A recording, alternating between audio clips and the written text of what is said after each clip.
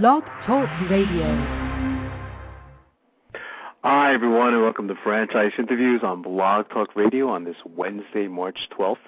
One of my favorite interviews was with Nick Bibby, the founder of the Bibby Group. And on this show, Nick not only discusses franchising, he also gets into entrepreneurship. So this is part one of a two-segment interview. Enjoy, and we'll see you soon.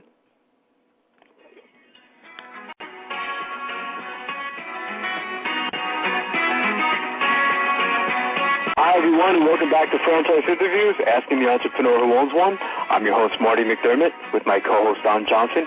And if you've ever dreamed about owning your own business, then this is a show to listen to.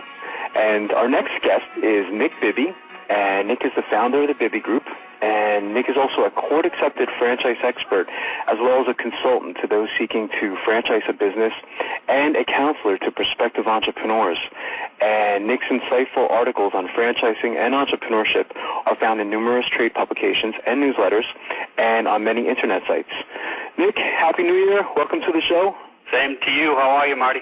Good, Nick. Nick, joining us is Don Johnson, who is my co-host, and he's also the president of Diamond Financial Services in New Jersey. I know you wanted to say hi, Don. Yeah, hi, Nick. Happy New Year. Thanks for coming on the show. Same to you, and I just listened to your last segment. Excellent. Great information, by the way. Thanks, Nick. I wanted to thank you, too, Nick. I know you were a bit under the weather in the beginning of the week, like a lot of other people. My wife has been very sick all week as well, so I really appreciate you coming on the show and being a trooper today. Well, I rallied after last night's Sugar Bowl. Oh, okay. I'm 100%. Don't worry about it. Oh, okay. Congrats on that. And it's not because I'm a betting man, because I'm not. Oh, geez. Nick, you've written some great articles over the years on franchising and entrepreneurship, and your opinions have been sought after by media such as abcnews.com, and you've also hosted AOL's live franchise forum for 6 years. So, congratulations on all those big accomplishments. Can you tell our guests where you're actually calling from today? Well, I just told you Sugar Bowl, greatest state in the country, Louisiana. There you go. I'm a product of New England, but I finally got to the South where the living actually is easier. Oh, that's something. My mom grew up in Louisiana, Alexandria. She went to LSU for a year. Still follows the LSU program. I've been to New Orleans a lot. One of my best friends went to Tulane, so I got a lot of roots down there myself. Excellent. Well, visit me the next time you come down. Definitely. Absolutely. How's the weather down there today, Nick? It's kind of rainy, but we have really no winter. Right. And as a product of Boston, I swear I'll never shovel snow again. There you go. One extreme to the other. I used to visit there in August and going through that high humidity heat. So, yeah. That's our downside. Nick, when Don and I met many years ago, I asked him the question, how did you get involved in entrepreneurship and franchising? I don't know if you remember that, Don. And one of the things that we had in common was that we both started reading Entrepreneur magazine at a very early age. How did you get involved in entrepreneurship and franchising, Nick? I read that magazine as well, but that was not my start. It wasn't? No. I grew up in a family where no one had a job, at least that I could discern. Right. And I didn't, and this is the truth, I'm not kidding you one bit, I never understood the concept of employment until after I got a little older. Right. My parents owned businesses. I grew up in the restaurant business. Okay. And aunts and uncles had different businesses. My grandparents founded businesses. So I didn't really know a different lifestyle. And that's the way I look at entrepreneurship, as a lifestyle. Right, absolutely.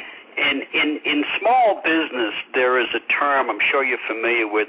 It's called helping out. So as a little kid, they'd bring me in and I'd help out. I'd run for this or clean a dish, or I'd do something. I was mostly in the way, but I thought I was doing something.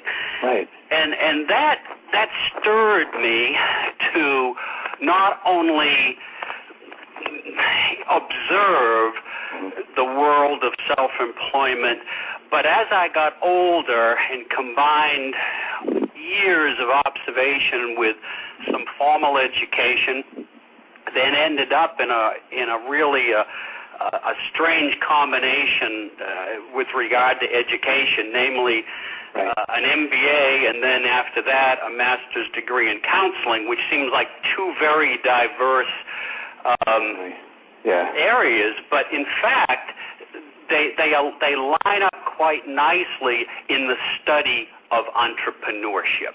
That's interesting. And that's really what I've dedicated my professional life to, the study of entrepreneurship, and then finally, of course, with a focus on franchising. But I have been a lifelong student of this lifestyle. That's fantastic. See, a lot of great experience at a young age in a tough industry, the restaurant business. You had relatives owning businesses. You got a pretty good jump start there. What services, Nick, does the Bibby Group provide, and why did you start the company? Well, essentially two services. Of course, the greatest profit center for Bibby Group is in franchise development. So that really is a three-prong approach.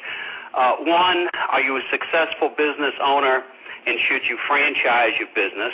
We're going to take new franchisors through the total cycle of growing their franchise legs and understanding the world of franchisor, and understanding and assuming the role of franchisor. Two, are you an existing franchise company in need of restructuring, in need of a relaunch, in need of a new look, actually in need of new strategies that perhaps should have been in place from day one? Prong three, of course, is focused on the franchisee side. Should I own a franchise? What's the best one for me to be in? And for years, I have written articles that are anti-franchise brokerage, and it's not against franchise brokerage, because I think franchise brokers offer a phenomenal service, especially for franchisors. What can happen sometimes, however, is that a prospect may not see a full array of offerings with a particular broker representing a specific or finite number of franchises. So the third prong is nothing to do. I do not sell franchises. I have nothing to do with franchise sales or brokerage. But after years of warning people against some of the negatives in that field, I put together a due diligence service which is focused specifically on analyzing an offering and helping people understanding the intricacies of a particular offering that they're looking at. So that's franchise development. And then the other side of Bibby Group has to do with, should I be in business for myself? It's all in the world of entrepreneurship, but they're two very different sections of the business. That's interesting. So you have a nice diversification on both sides of the franchisor and franchisee. Yeah, it's all under the umbrella of entrepreneurship, but I fell in love with franchising many, many years ago, and candidly had the relationship in terms of years been a little different between my folks and me. I think they had the ideal franchise package because they were so well organized and systemized. Right. And I look back and I say, my goodness, what a way to take this. But, you know, that's really what hooked me on franchising. I said, here's a great system. How do you make it work for more people and get you guys out of the kitchen? Right, absolutely. Make more money and make work less. Absolutely. That's always the trick. Yeah. Work in a different way, of course. Right. Right, absolutely. Do you feel, Nick, that entrepreneurship could be taught? Oh, yeah. I think that we sometimes miss the boat in terms of what entrepreneurship is. You know, I teach entrepreneurship from time to time, and let's go back to, again, my favorite school, LSU. So I teach entrepreneurship at LSU in Shreveport from time to time. Yeah. What I stress is that entrepreneurship is not necessarily a new high-tech startup. Right. It's about the need for independence and expression. And that can be in a franchise. That can be in any type of business. But it's the drive toward independence that makes us want to express ourselves and work for ourselves. So I think it can be taught.